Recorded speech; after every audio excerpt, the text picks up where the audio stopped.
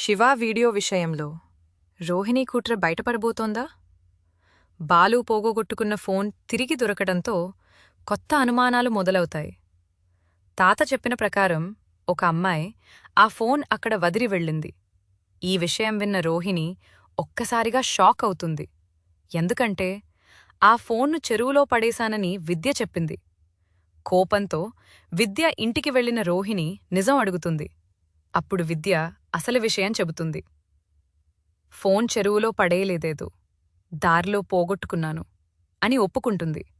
అంతేకాదు, నువ్వు నన్ను స్నేహితురాలిగా కాదు, నీ రహస్యాలు దాచే పెట్టలా చూస్తున్నావు అంటూ రోహిణికి ఎదురు తిరుగుతుంది. ఇక మరోవైపు బాలు, మీనా కూడా నిజం వెతకడం మొదలుపెడతారు. ఆ ఫోన్ ద్వారా శివ వీడియో బయటకు వెళ్లిన రహస్యం కూడా బయటపడొచ్చని అనుకుంటారు.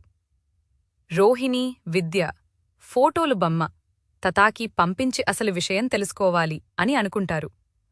ఆ ఫోన్ పోవడం వెనక ఉన్న అసలు నిజం తెలుసుకుంటారా? రోహిణి గుట్టు బయటపడుతుందా? వీడియో నచ్చితే లైక్ చేయండి. ఛానల్ సబ్స్క్రైబ్ చేయండి. మీ అభిప్రాయాలు కమెంట్లో చెప్పండి.